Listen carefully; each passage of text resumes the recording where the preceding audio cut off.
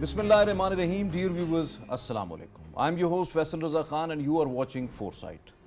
Viewers, we are living in post-truth era in which appeal to emotions and personal beliefs overshadows the factuality. Specifically, in political realm, narratives are shaped by emotive aggression and egoistic biases, leave no room for giving importance to the facts. Unfortunately, same is happening in Pakistan, where many wants to listen what they think it's right and always ignore ground realities, which are actually there. This ignorance to objective facts led the society to the unending chaos-like situation, which is detrimental in accepting challenges and in paving the way for individuals, social and national economic development. As Pakistan is facing three major challenges of contemporary era: the fragile economy, rising terrorism and political instability. And these are all linked together. But if there would be a political stability in the country, economic and terrorism challenges can be tackled and turned into an opportunity.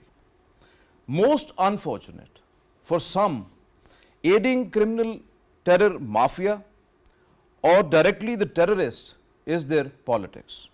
Creating instability is actually their politics. Targeting the state institutions is their politics. And unfortunately, harming the country is their politics. It could either by default or by design. To discuss this very important issue of Pakistan's future, we have in our studios Dr. Waseem Ishaque. He is the senior analyst. Most welcome to you, Dr. Waseem. Thank you very much. And with him, Hassan Khan. He is the senior journalist. Most welcome to you, Hassan. Thank you very much for your presence in the studios. And online joining us, Brigadier retired Babar Alauddin. He is the defense expert. Most welcome to you, Brigadier Sahab. Thank you very much for your presence online. My first question is to you, Dr. Waseem, that why, by driving populist agenda surrounded by polarization, politicizing the national interests become a habit? Why a cult-oriented specific narrative pitched against military to make Azm-e-Istehkam strategy controversial? Is it not meant playing the narrative of inimical forces, hostile agencies and directly the terrorists? Faisal, thank you. Pakistan today is facing a very critical internal security problems and absolutely political polarization which is affecting national security of Pakistan. What we have seen last 4 decades have been very challenging for Pakistan. But there is a difference in situation in 1979 when Soviet invaded in Afghanistan and in 2001 when United States invaded in Afghanistan. In 1979, this Afghan war remained confined to Afghan borders with few spillovers coming to FATA areas. Unfortunately, 2001 and today is 2024. Last 2.4 decades, the entire spillover of Afghanistan is in mainland Pakistan. Till now, Pakistan has suffered more than 77,000 innocent lives and majority of them are civilians. On the political front, there is a political polarization. Previously, it used to be on the ethnic lines, then on the religious lines, and today it is on the political party affiliations. That has actually affected Pakistan's political stability and has created a lot of instability, which in turn has actually could not create a favorable environment for investor confidence inside Pakistan. The terrorist attacks against Chinese nationals and Chinese investments created yet another challenge for Pakistan as to on what grounds the foreign investors could be now visiting in Pakistan. Third, the intra-political parties rivalry that has actually gone to a level where now we are facing disinformation, misinformation and information overload just to target each other. That gone beyond the political level actually. Beyond the political level, and in turn it is actually affecting the fabrics of national security of Pakistan and national integration of Pakistan. I wrote an article on political polarization and challenges of national integration of Pakistan about a year and a half ago. How the things have unfolded exactly as per my analysis, as per my assessment. But now the challenges are multi-front. All those states who were involved in destabilizing Pakistan, probably they feel an opportunity over here because of this disinformation era which we are witnessing. Definitely, you are absolutely right. Your point well taken. Hassan, why some are playing with the country when Pakistan needs peace and stability to grow its economy, and all development projects across the country, especially Khyber Pakhtunkhwa and Balochistan, to bring foreign investment and flourish China-Pakistan economic corridor, and to achieve peace, we need actually the political stability and terrorism-free Pakistan.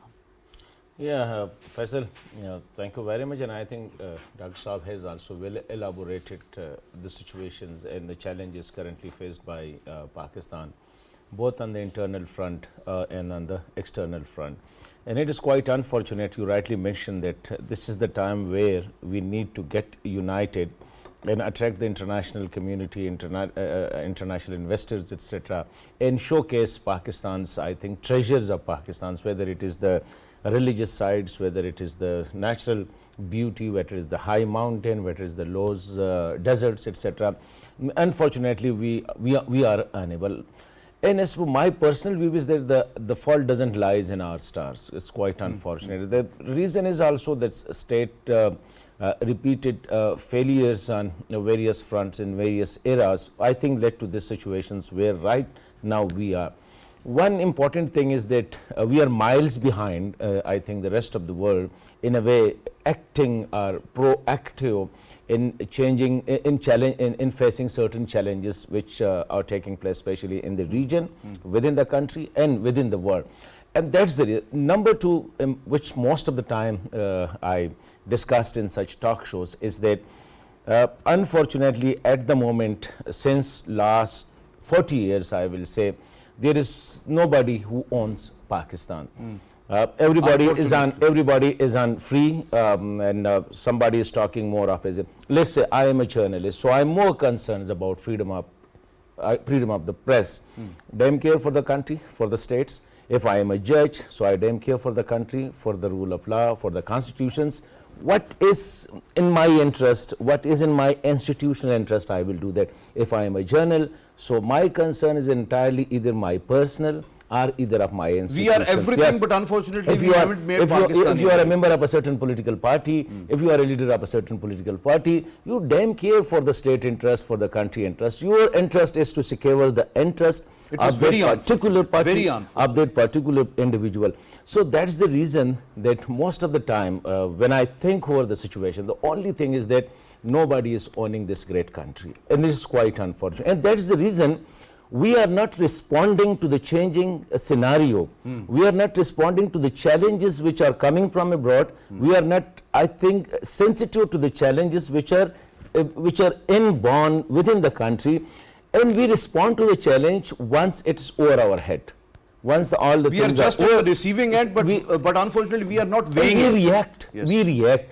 And whenever, Faisal, keep it in mind, when you react, so 50% of your response will be negative. And that's the reason that at the moment we can't face, look at the security situations, it is at the worst. Look at the political situation, it is at the worst. There is no other superlative degree to use for it.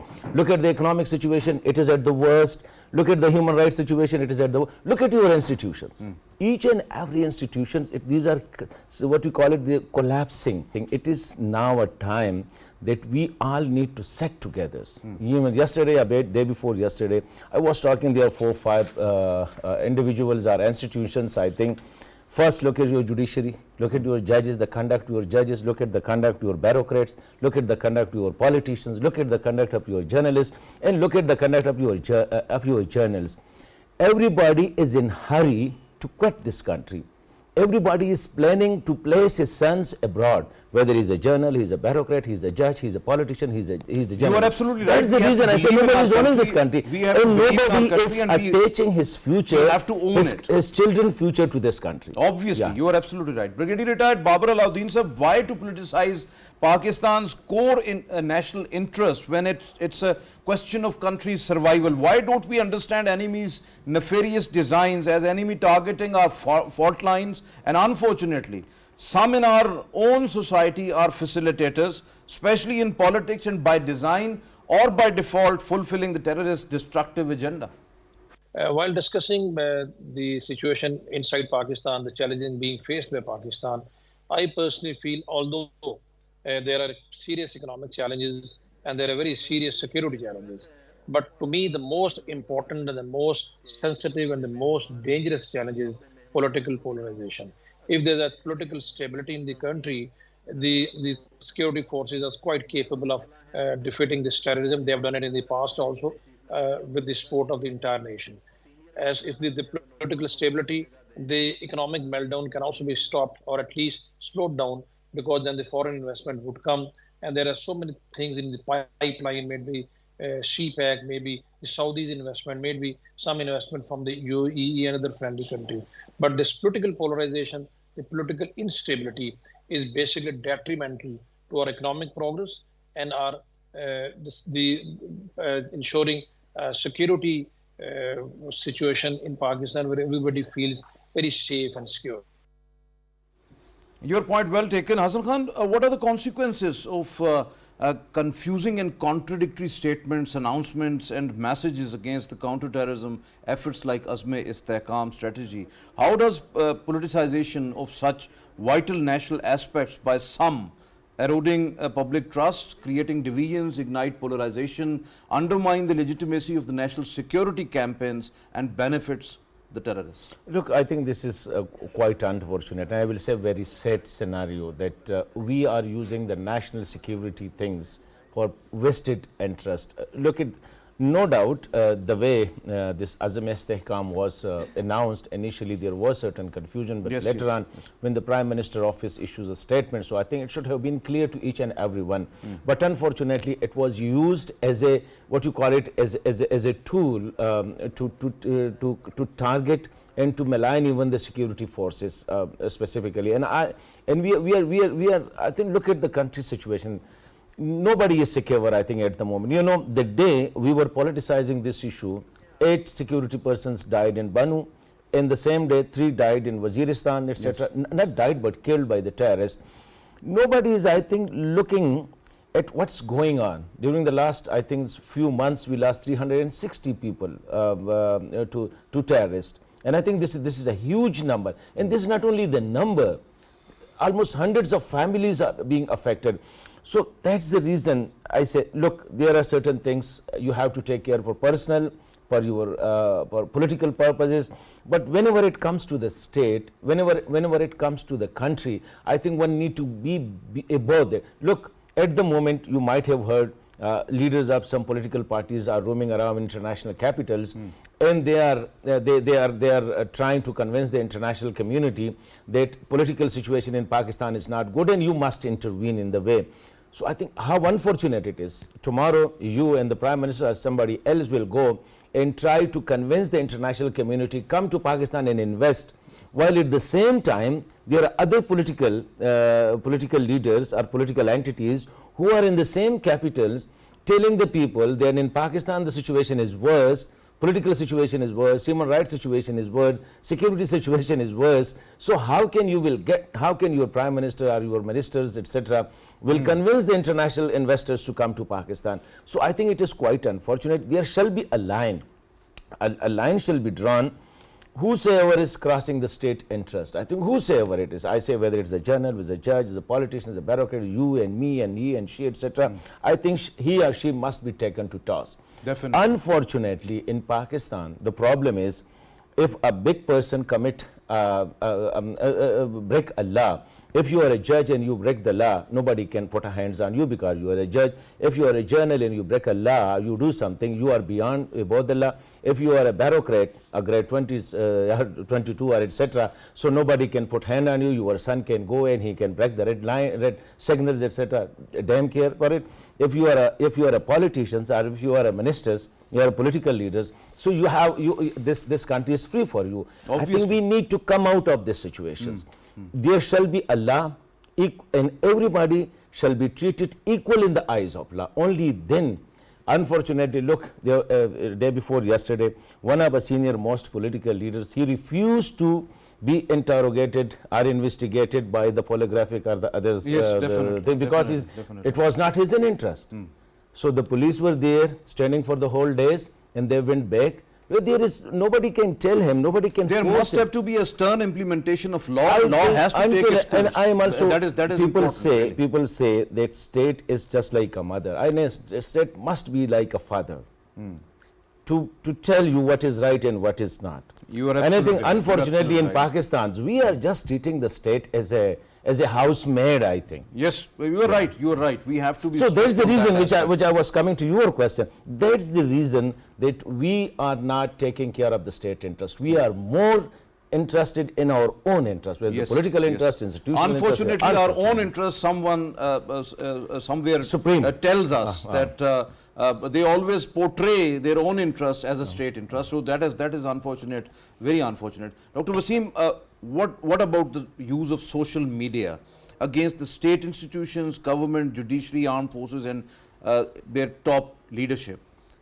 Might be by default or by design, whatever it is, but which DGISPR just days before called it the digital terrorism, which is the portraying the fake and fabricated information dissemination, false news, rumors, and now such misled social media users actually creating dangerous precedent as they are harming Pakistan directly or indirectly, supporting nefarious designs of the hostile agencies and terrorists, and doing what enemy actually wants. So they are aligned with the enemies of Pakistan. Is it a coincidence or just it is happening by design? Faisal, while we know that we are passing through an information revolution, that's correct. But unfortunately, in last about a decade or so, the social media has been used very negatively against the state of Pakistan by certain vested interest groups. And those interest groups are led by certain political parties and certain political wings. Unfortunately, the situation which we are facing today is exactly the same. The social media, rather than projecting the national interest and national security of Pakistan and projecting Pakistan as the most vibrant democratic state which is safe for any sort of investment, which is a very progressive country and democratic country, unfortunately we are using it only to fulfill the enemy's agendas. And that is destroying the national security of Pakistan and destroying the fabrics of Pakistan and discrediting the state institutions. This is very unfortunate and rightly pointed out by the DGISPR a few days ago. And my personal opinion is that there is no harm absolutely in regulating those things which are against the national interest. And then the Constitution of Pakistan is actually believes for the rule of law for everyone.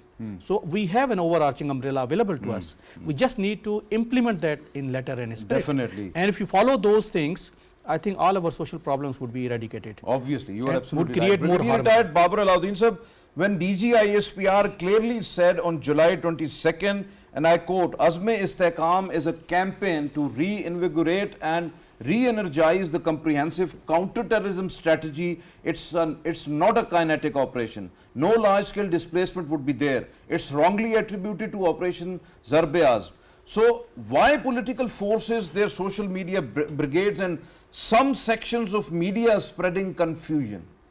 Just coming to your point, first of all, I want to just add on 2-3 points. Once we talk of polarization, once we talk of negative use of social media, spreading fake news, undermining the interest of Pakistan, going beyond all limits just to safeguard your political interest, we must clarify that at the time being and for quite some time, unfortunately, it's only one political party. We should not generalize and say that political parties. There are political parties who have reservations about Operation Azme-Istehkam, but they don't go to a limit maligning army, criticizing army leadership, character assassination, fake news, and just instigating the people. It's only one political party and their social media brigade, which is posing a very, very serious threat to Pakistan's internal as well as external security. Institutions are now have been absolutely they are frightened. People they feel vulnerable to these social media activists. They don't speak. There are issues, as Dr. Saab and the other panelists have said, that unfortunately institutions are now they are just thinking about their own self. But we should always remain focused, and we should always remain positive.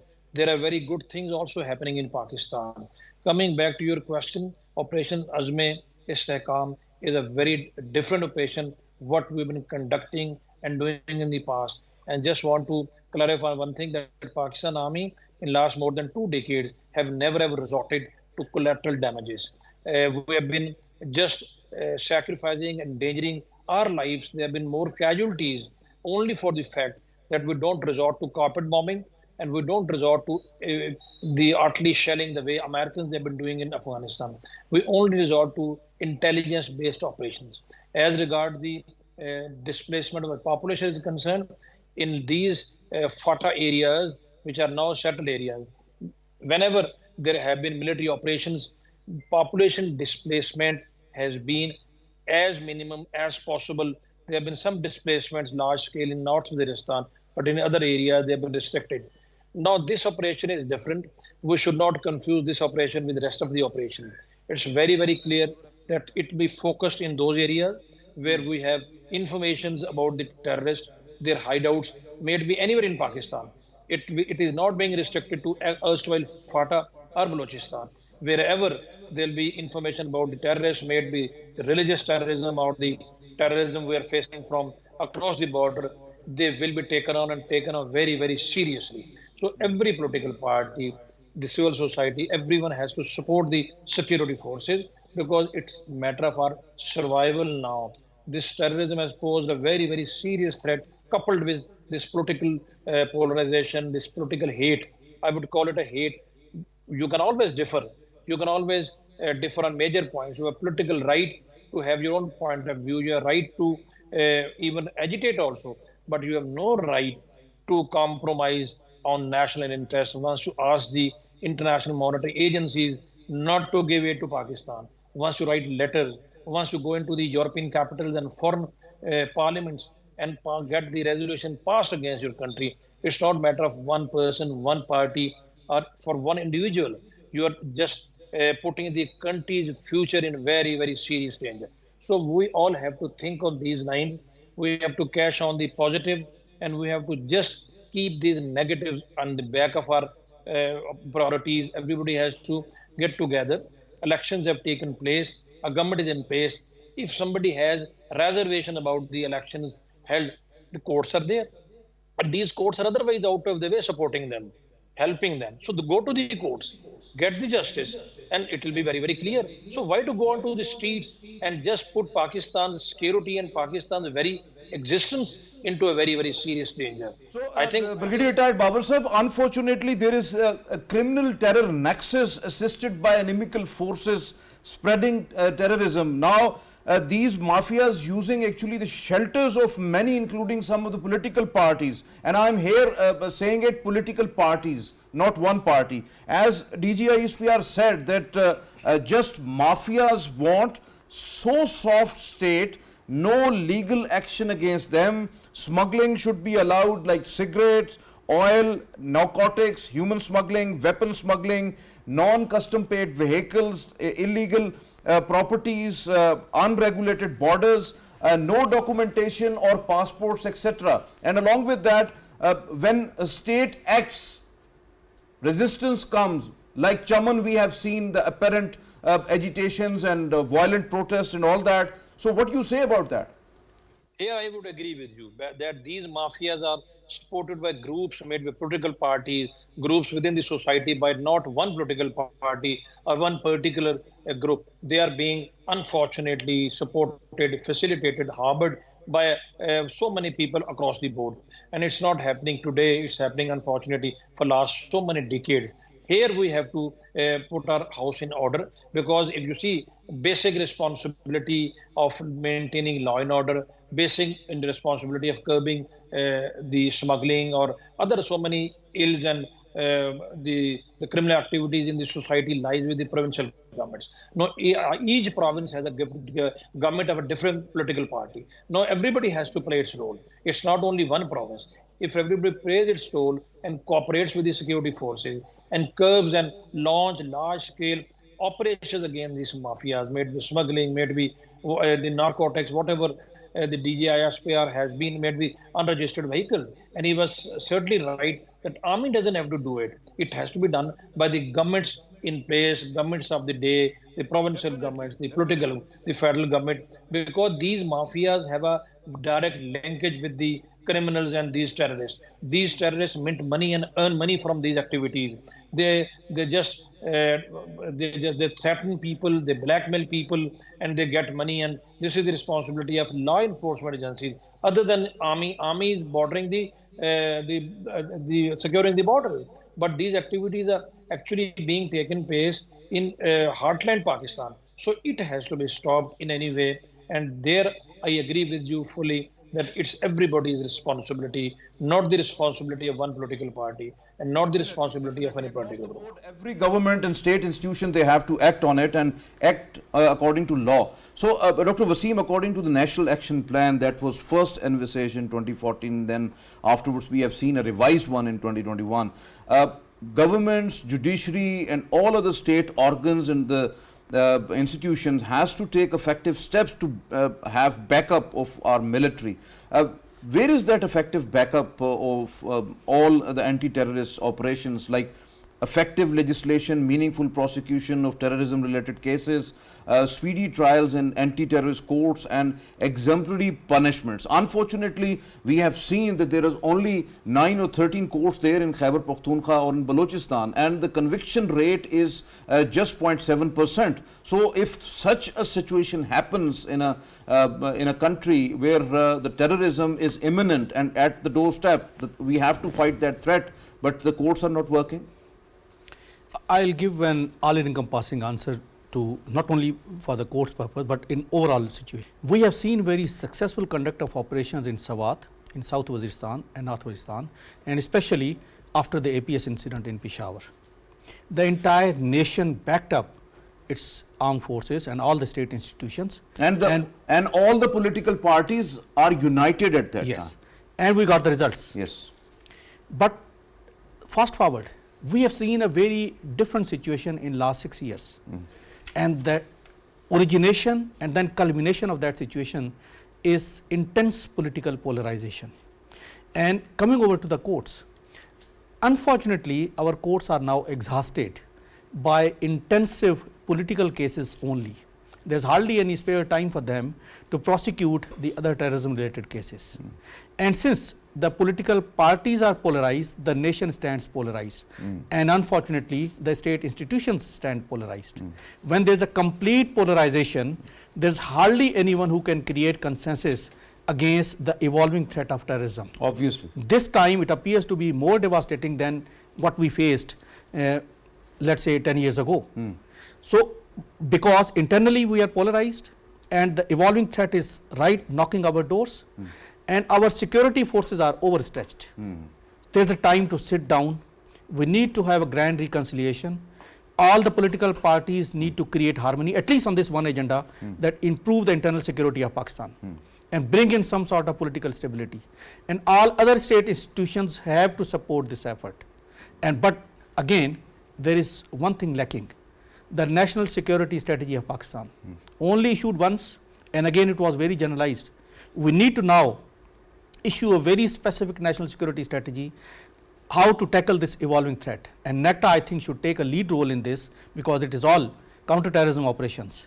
And we need to revitalize our judicial infrastructure, and we need to reprioritize the disposal of those terrorism cases. And your point well taken, Doctor. Your point well taken. Hassan, why not to invest in counter-terrorism departments? Like in Khyber Pakhtunkhwa, CTD has 2,437 officials. Operational strength is only 537. The most critical thing is that this is the province which is facing the most of the terrorist activities. Now, Balochistan CTD has considerably larger strength, 3,438 officials, but the good thing is that they have operational strength is 2,736. So why not highly skilled, fully trained, well equipped with latest vehicles and weaponries, CTD and the police force that can challenge terrorists and wipe out them? I think this is a very, very crucial questions, that why the Khyber Pakhtunkhwa government during the last 10 years it failed to the CTD, I think, came in 2014, around 2013, 2014, around in the last 10 years. And by the way, the Prime Minister at the floor of House, he already said a couple of months ago that at least 400 to 600 billion rupees were transferred to the provinces, and Khyber Pakhtunkhwa got 1% more because 1% of the terrorism threats. Terrorism threats, yes. But this is unfortunate. But this is, I think, unfortunately over national psyche. Look at Dr. Saab mentioned toward the NECTA. Yes, yes. NECTA was come up with a coordinating body with all the intelligence agencies, and it will be a super body to coordinate and cooperate and link together all the forces, all the security establishment, etc., whether civil or non-civil. So what happened? It was just an employment exchange for good officers or for bad officers. Quite unfortunate.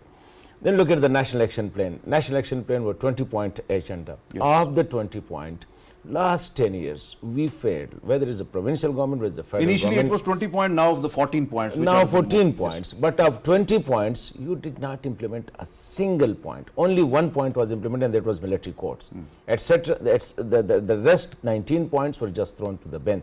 So the same is with, what is the basic reason? The basic reason was you lose interest in the things which is your responsibility, but somebody else take that responsibility. You're absolutely right, because we have more than 32,000 madrasas, but unfortunately those were hardly look, more than 50% are unregistered right now. Faisal, look, I'm from, definitely belong to that province which you are referring to.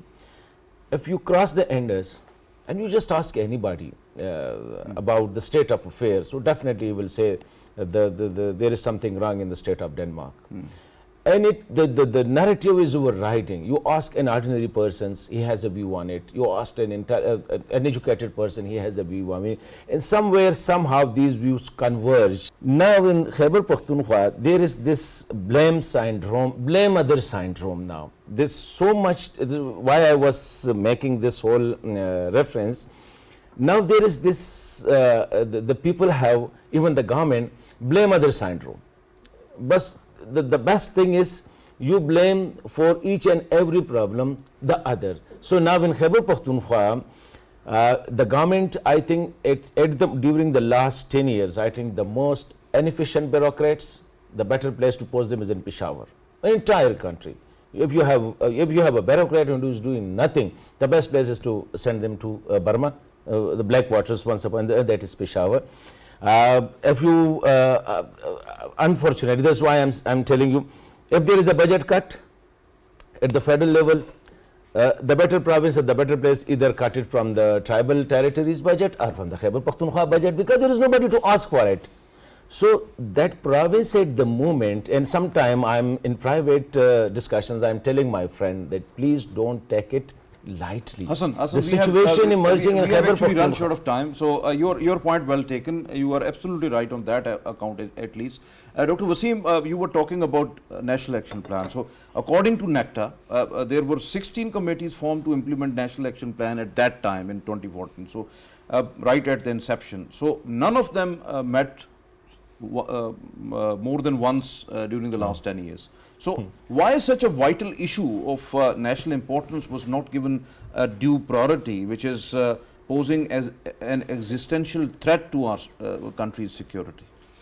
I think now the biggest problem is the ownership by the different institutions. And how the NECTA has gone into hibernation. I think they are in a honeymoon period still now. And probably their main task and their core focus has also been drifted when the Zarbi has finished. So the problem is now all those experts which were then posted at that time, they are no more there. The revised focus is also not there because we thought the terrorism has finished. But as the threat is evolving, so would be our response. But there is hardly any lead organization to do that. So it's about time that we have to sit down together and make an effective national security policy, give a NECTA a lead role at least to prepare a policy where all the 4 provinces, the entire nation, all the political parties and all the state institutions should create a harmony and create an environment where purpose of counter-terrorism operations should take a priority, and all the state institutions with the backing of nation should take a lead role. That's about time. Definitely, you are absolutely right. Hassan, very brief.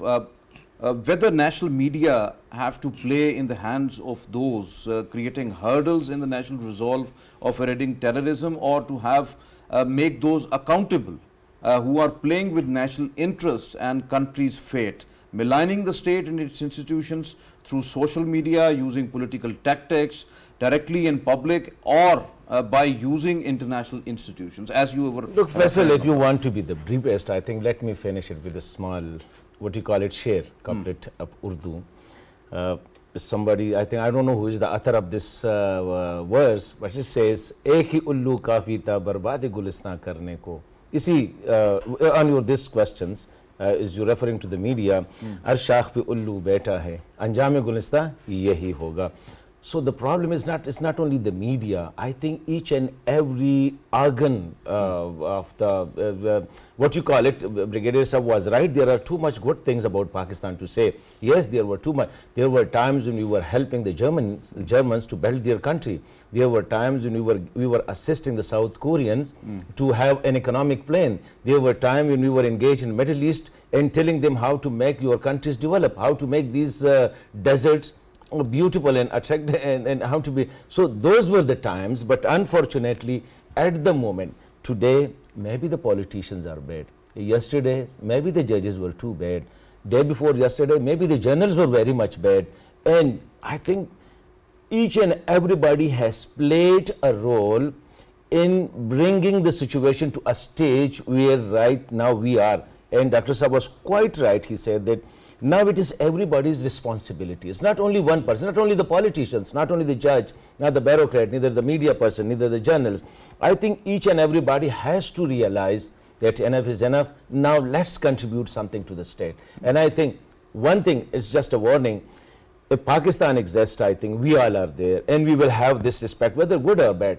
But if the country is there, we all will be. Obviously. And if something happen, and God forbid, to this country, I think then there will be no journal, then there will be no bureaucrat of 18 and 19 and 21 grade, 41 grade, and then there will be no judge, etc. Because long live Pakistan, we are all not inevitable. So it is better, I will take Dr. Saab words, it is better to realize it now. Definitely. You are right. You are right. Brigadier Babar Sahab, do you not think that the political leadership have to play a mature role in preventing the politicization of the national interests? They have to place core interests, including counter-terrorism efforts, above politics. Think about Pakistan first, as Hassan rightly said, and rather hunting for a meager short-term political goals and create a societal fissures. First, that's a very important question. I wish you could have given some more time to me to clarify certain things. Basically, as I've said, that I always... We have run short of time, so be brief, sir. It's okay. It's okay. I think we should have a separate program where we should discuss the positive what we are facing as a nation today. We should be very optimistic. It's always very, I don't agree with the idea that you keep discussing the negativities. Okay, there are issues, serious issues, nobody denies that, but there are positives also, and there are certain perceptions. As you said, as you've discussed, you can't have any excuse of not making the counter-terrorism CTD functional KPK once you're running the province for last 11 years.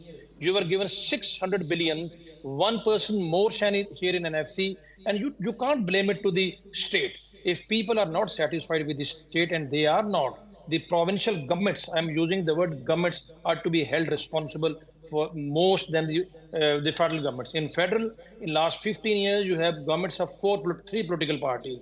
In Sindh and KPK, you have governments only of one political party. So you have to remain accountable. Now, coming back to your question, I think it's everybody's responsibility. I agree with you. They need to sit down and discuss these things, because there's no other option. We have to move forward as a country, as a nation, and that is only possible if we put aside a person's interest, made by political or others, institutional, and we have to move forward as a country, as a nation. Otherwise, God forbid, there will be more issues and more problems. But let me conclude on a positive note that we must work on and must make use of the positive and do think about the negatives, learn from them, and move forward as a country, because that is the only option we have. Definitely, you are absolutely right, and it's this positive note we have to here end our program. But thank you very much, Brigadier Retired Babar Alauddin sir, for being with us online. Thank you very much, Dr. Waseem Ishaque. Thank you very much, Hassan, for your candid views. Viewers, as you have just listened to our panelists, and it is the voice of every Pakistani now, as the political party, they must have to think about that this polarization is actually ruining the country's core national interests, social, economic fabric, and harming the national security aspect. So we have to get away from this disease right now. Some political parties are actually maligning Pakistan across the world, so they have to end this, because this country belongs to us all, and we have you must have to feel responsibility, you must have to own it. Some parties are working against the state, which is unfortunately not the right path. We have to get away from it, and the red line must have to be drawn to take anyone to task who is actually crossing that line.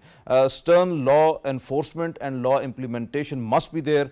Courts have to act. Anti-terrorist courts must have to act against all those terrorism cases which are in their ambit, because that is inevitable for country's stability. Rejuvenation of National Counter-Terrorism Authority is inevitable. A national security strategy or policy needed. NECTA should have to take lead in that aspect. We need a grand national dialogue and a reconciliation, as some of the panelists have suggested. So that must have to be taken care of. We have to own Pakistan. It's our country. It's our war against terrorism. We have to defeat it. We have to wipe out all those terrorists and rebels which are actually harming Pakistan. Every political party has to support armed forces in their efforts of counter-terrorism, and especially when we are talking about rejuvenation of the counter-terrorism strategy, as what we call Azm-e-Istehkam, because nations fight terrorism and the armed forces actually fight the terrorists. This is today's Foresight. It's time to sign off. Allah Hafiz.